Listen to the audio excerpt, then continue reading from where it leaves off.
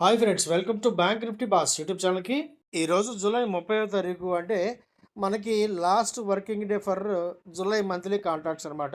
So ప్రపంచవ్యాప్తంగా అంతర్జాతీయంగా ఎంత వ్యతిరేక ప్రతికూలమైన ప్రపంచ మార్కెట్లలో ఉన్నా కూడా మన మార్కెట్ అయితే ఈరోజు కాస్త ఎదురీదిందని చెప్పొచ్చు అనమాట. దీనికి ప్రధాన కారణాలు అనేక ఉన్నాయి. వన్ బై వన్ మనం చర్చించుకుంటూ వెళ్ళే ప్రయత్నం చేద్దాం.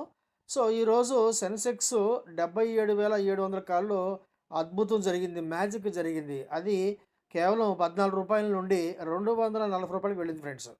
రూ. 240కి వెళ్ళింది. ఆ తర్వాత మన నిఫ్టీలో ఒక 100 పాయింట్లు ఈరోజు మనం సెంచరీ కొట్టాం. అలాగే సెన్సెక్స్‌లో కూడా ఒక 100 పాయింట్లు విడిగా వచ్చింది మనకి. సో ఈరోజు మనం చేసిన అన్ని ట్రేడ్స్ కూడా అద్భుతం చెప్పొచ్చు. Super hit.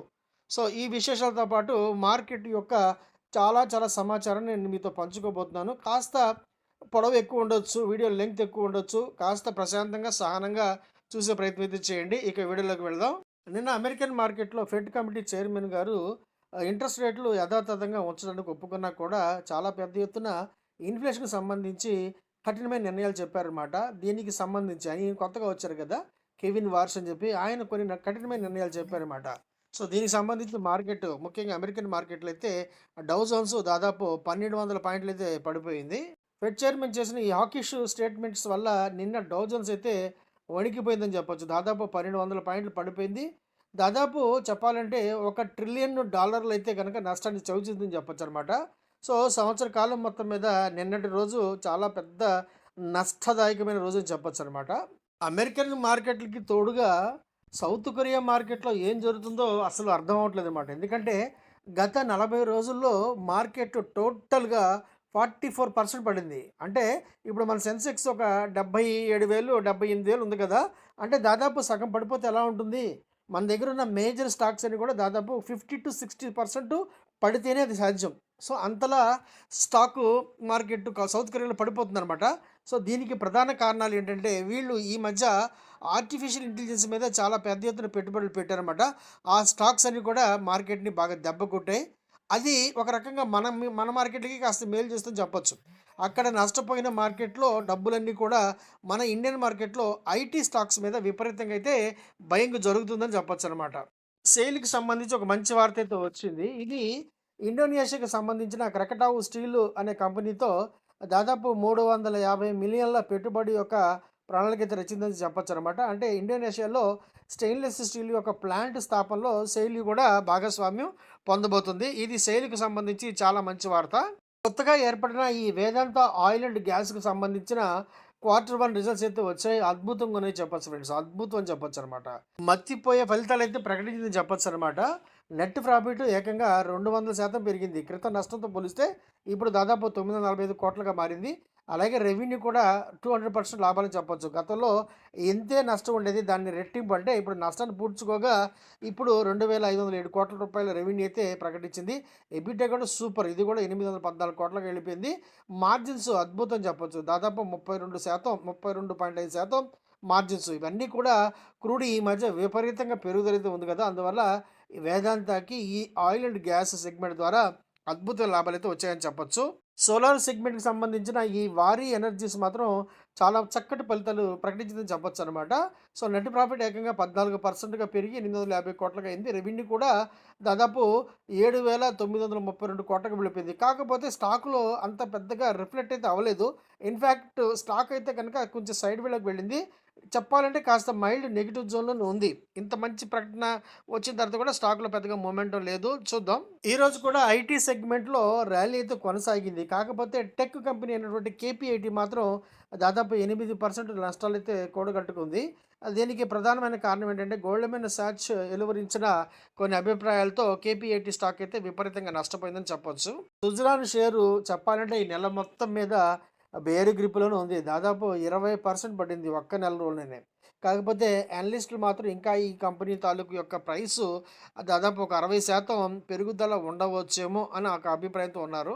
Mahindra and Mahindra quarterly results కూడా వచ్చాయి. కాకపోతే నెట్ ప్రాఫిట్ కేవలం 7%గానే ఉంది. ఎందుకంటే ఇది టాటా టాటాతో పోలిస్తే గనక పెద్దగా కాంపిటీషన్ చేయలేకపోతుందేమో అనిపిస్తుంది. టాటా ప్యాసింజర్ వెహికల్స్‌తో పోలిస్తే మహీంద్రా ప్యాసింజర్ వెహికల్స్ కొంచెం కాస్ట్‌లీగా ఉన్నాయి. అన్నీ పెద్దగా అన్ని రకాలైన వేరియంట్స్ కూడా ఏమి లేవు. కాకపోతే ఈ వచ్చిన లాభాలన్నీ కూడా ట్రాక్టర్ సెగ్మెంట్ నుంచి అయితే వచ్చాయన్నమాట. కాకపోతే మంచి company, old and established company కాబట్టి ప్రగతిలోనే ఉంటుందని ఆశిద్దాం. మన దేశం రాబోయే కాలంలో న్యూక్లియర్ యొక్క శక్తిలో మాత్రం చాలా అగ్రగామి కాబోతుందని చెప్పొచ్చు. సో, దాదాపు మనం ఒక 10 స్టాక్స్ వరకు కూడా ఈ న్యూక్లియర్ స్టాక్స్ లాంగ్ టర్మ్ కోవడం అయితే మనం రిఫర్ చేయబోతున్నాం అనమాట. సో, ఎవరికైనా ఆసక్తి ఉంటే సంప్రదించండి. మన గ్రూప్‌లో జాయిన్ అయితే గనక ఈ న్యూక్లియర్ స్టాక్స్ అన్ని కూడా వన్ బై వన్ విడివిడిగా ఇవ్వబడతాయి. జూలై మొత్తం మీద స్విగ్గీ అయితే చాలా మంచి దూకుడైతే ప్రదర్శించని చెప్పొచ్చనమాట. దాదాపు ఒక 10-15% అయితే మనం క్యాప్చర్ చేయగలిగాం. మొదట్లో కూడా మనం స్విగ్గీలో మంచి ట్రేడ్స్ చేసాం. క్యాష్‌లో చేసాం. అలాగే ఆప్షన్ కాల్స్ కూడా చేసాం బ్రహ్మాండంగా. సో, స్విగ్గీ నెట్ లాస్ బాగా తగ్గింది. కాకపోతే కంపెనీ ఇంకా లాభాల్లోకైతే రావాలి. కాకపోతే ఫలితాలు బానే ఉన్నాయి. వర్ధమాన్ టెక్స్టైల్స్ యొక్క క్వార్టర్ 1 ఫలితాలైతే వచ్చాయి. అద్భుతంగా ఉందని చెప్పొచ్చు. ప్రాఫిట్ ఏకంగా 50% పెరిగింది. 50% పెరిగినా కూడా మార్కెట్‌లో ఇదే విచిత్రం అంటే, ఈ కంపెనీ యొక్క షేర్ ప్రైస్ ఈరోజు బీభత్సంగా పడింది. అంత చక్కటి ఫలితాలు ఇచ్చినా కూడా ఈ షేర్ ఈరోజు దాదాపు 5% నష్టాలైతే చవిచూసిందని చెప్పొచ్చనమాట. దాదాపు ఒక రూ. 30 నష్టం అయితే కనిపించింది. చివరికి ఒక రూ. 602 వద్దైతే క్లోజ్ అయింది ఈ స్టాకు. ఎంటార్ స్టాక్ ఈరోజు దాదాపు 5% లాభాలతో 5453 వద్ద క్లోజ్ అయింది. అప్పర్ సర్కిల్ క్లోజ్ అయింది కంపెనీ. ఎందుకంటే ఈ సంవత్సర కాలం మొత్తం మీద క్వార్టర్ 1లోనే దాదాపు రెట్టింపు ఆర్డర్స్ అయితే ఇది గెలిచిందనమాట. చేజిక్కించుకుంది. అందువల్ల ఈ కంపెనీ యొక్క లాభాల మార్జిన్స్, రెవెన్యూ విపరీతంగా పెరగబోయే అవకాశం ఉంది కాబట్టి ఈ కంపెనీలో చాలా అద్భుతమైన ప్రగతి, అద్భుతమైన రేటు, షేర్ ప్రైస్ కూడా విపరీతంగా దూసుకుపోతుందని చెప్పొచ్చు.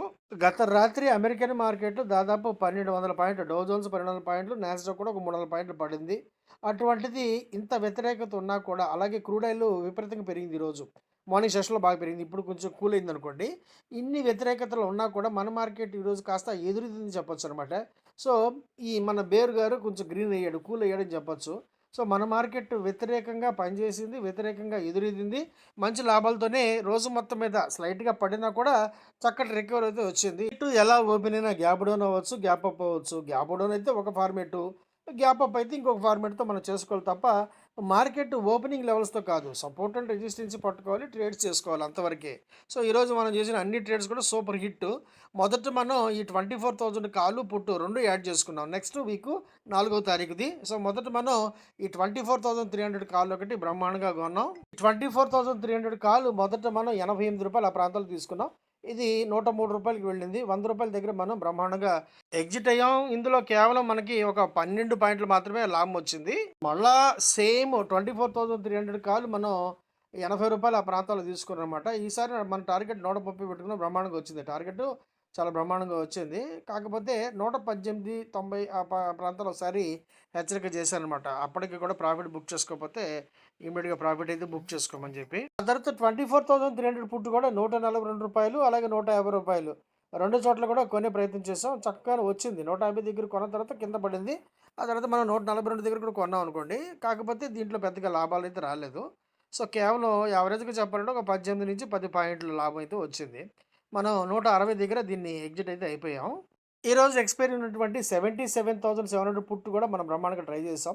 171 ఆ ప్రాంతాల్లో తీసుకున్నాం. ఇది ఏకంగా 239కి వెళ్ళిపోయి కింద పడుతున్న సమయంలో మనం రూ. 200 దగ్గర స్టాప్ లాస్ పెట్టుకున్నాం. పర్వాలేదు. దీంట్లో ఒక 30 పాయింట్ల లాభం అయితే వచ్చింది ఫస్ట్ టైమ్ చేసినప్పుడు.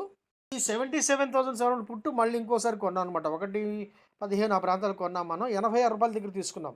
ఇది ఆల్మోస్ట్ ఆల్ డబుల్ అయింది. రూ. 150 దాటిందనమాట. సో, మనం దీంట్లో కూడా రూ. 150 దగ్గర ఎగ్జాక్ట్‌గా మనం ఎగ్జిట్ అయిపోయాం. సో, దీంట్లో కూడా మనకి మంచి లాభాలైతే వచ్చాయి. ఈరోజు అసలు సిసలు మంత్లీ ఎక్స్‌పైరీ మజా అయితే 77,700 కాలు ఈ సెన్సెక్స్ కాల్ అయితే వచ్చిందనమాట. ఇది దాదాపు రూ. 14కి వెళ్ళిపోయింది. జీరో అయిపోయి దశకి వెళ్ళిపోయింది. అక్కడి నుండి ఏకంగా 249 వరకు వెళ్ళిపోయింది. రూ. 249 ఎక్సలెంట్ కదా! మోర్ దెన్ 16, 18 రెట్లు. అద్భుతం కదా! సో, ఇటువంటి టెక్నిక్స్ నేర్చుకోవాలి మీరు. ఎక్స్‌పైరీ అంటే ఎక్స్‌పైరీ ట్రేడ్స్ అద్భుతంగా నేర్చుకోవాలి. సో, ఈరోజు మనం చేసిన అన్ని కాల్స్ కూడా సూపర్ హిట్. రూ. 6,891 లాభం అయితే వచ్చింది. సెన్సెక్స్ 77,700 కాలు కేవలం ఒకే ఒక లాట్‌కి రూ. 4,000 లాభం అయితే వచ్చింది. యాక్చువల్‌గా ఎక్కువ లాటులు తీసుకుంటే బాగుండు అనిపిస్తుంది కానీ, మనకి ఎంతొస్తే అంత దాంతో సర్దుకోవడమే బెటర్. అత్యాశకు పోకూడదు. అలాగే ఇంకొక మెంబర్ పంపించిన లాభాలు రూ. 6,199 అద్భుతం. అలాగే ఇంకొక మెంబర్ పంపించిన లాభం ఒక రూ. 1,400 13,397 నైస్. మార్కెట్ వర్కింగ్ అవర్స్ అయితే స్లైట్‌గా మార్చారని చెప్పొచ్చనమాట. సో, నార్మల్‌గా మన డెరివేటివ్ సెగ్మెంట్ 3:30కి ముగిసేది ఇప్పుడు 3:40కి అవుతుంది. సో, 10 నిమిషాలు పెంచారు. మనకి దీంతో పెద్ద సమస్య ఏం లేదు. ఎందుకంటే మన దుకాణం ఎప్పుడు కూడా 3 గంటలకు సర్దేస్తాం. 3 గంటలకి క్లోజ్. Counter close. అందువల్ల ఈడు 3:40 చేసినా, 3:50 చేసినా మనకొచ్చే లాభం లేదు, నష్టం లేదు. మనం మాక్సిమం 3 గంటల 15 నిమిషాల వరకే వెయిట్ చేస్తాం. ఒకవేళ మన ట్రేడ్ కంప్లీట్ అవ్వకపోతే. కాబట్టి దీంట్లో పెద్దగా వర్రీ అవ్వాల్సిందేం లేదు. అలాగే ఇప్పుడు కొత్తగా మార్చడం ద్వారా మార్కెట్‌కి వచ్చే పెద్ద లాభాలేం లేవు. కాకపోతే ఇవన్నీ కూడా పెద్ద పెద్ద ట్రేడర్స్‌కైతే కాస్త ఉపయోగకరంగా ఉంటాయి. అందువల్ల చేసిన మార్పు ఇది. మనకి పెద్దగా ఉపయోగం లేదు. సో, ఇవి ఫ్రెండ్స్ ఈరోజు మార్కెట్‌కి చెప్పాలంటే అన్నీ కూడా వ్యతిరేకంగానే ఉన్నాయి.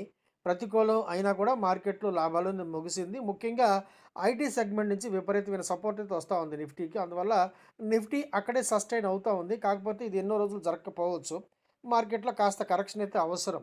కనీసం ఒక 300-450 పాయింట్లు కరెక్షన్ వస్తేనే మార్కెట్‌లో కాస్త హెల్తీ మూవ్‌మెంట్ మళ్ళీ వస్తుంది. సో, అంతవరకు వెయిట్ చేయవలసిందే. ఏ రోజుకి ఆ రోజు చేసుకుందాం. గ్యాప్ అప్ప, గ్యాప్ డౌన్‌లతో మనకు సంబంధం లేదు. ఎలా ఓపెన్ అయితే అలా చేస్తాం. సో, ఈరోజు సెన్సెక్స్ కాల్ సూపర్ హిట్ రూ. 14 నుంచి 240కి వెళ్ళింది. నిఫ్టీలో మనకు ఒక 100 పాయింట్లు, సెన్సెక్స్‌లో ఒక 100 పాయింట్ల లాభం అయితే మన ట్రేడ్స్ ద్వారా వచ్చినాయి. సో, మనం చేసిన అన్ని ట్రేడ్స్ కూడా సూపర్ హిట్. అలాగే మార్కెట్‌కి సంబంధించి చాలా మంచి సమాచారాన్ని నేను మీతో పంచుకునే ప్రయత్నం చేశాను. వీడియో కాస్త లాంగ్‌గా ఉన్నా కూడా కాస్త చూసి మార్కెట్ పట్ల ఉన్న సమాచారాన్ని మీరు అర్థం చేసుకోవడానికి ప్రయత్నించండి. ముఖ్యంగా మార్కెట్‌లో ఇన్ఫర్మేషన్ లేకుండా మీరు ట్రేడ్ అయితే చేయలేరు. ఓకే. వీడియో నచ్చితే గనుక తప్పకుండా లైక్ చేయండి, షేర్ చేయండి. మర్చిపోకుండా ముందైతే లైక్ చేయండి. బాగా నచ్చితే సబ్స్క్రైబ్ చేసుకోండి. వీడియో చూసినందుకు thank you very much. Thank you. Friends నేను సెబీ రిజిస్టర్డ్ కాదు. నాకున్న బ్యాంకింగ్ ఎక్స్‌పీరియన్స్ ఎగ్జాక్ట్‌గా 25 years in a public sector bank as a senior manager. అలాగే నాకున్న స్టాక్ మార్కెట్ యొక్క అనుభవం మోర్ దెన్ 35 ఇయర్స్ ఇప్పుడు. ఈ అనుభవంలో నేను పడిన అనేకమైన కష్టాల నుండి, నష్టాల నుండి, నేర్చుకున్న గుణపాఠాల ద్వారా, నాకు నేనుగా స్వంతంగా డెవలప్ చేసుకున్న అనేకమైన టెక్నికల్స్ ద్వారా నేను మీకు ఎడ్యుకేషన్ మరియు లెర్నింగ్ పర్పస్‌లో నేర్పించే ప్రయత్నం మాత్రమే చేస్తున్నాను.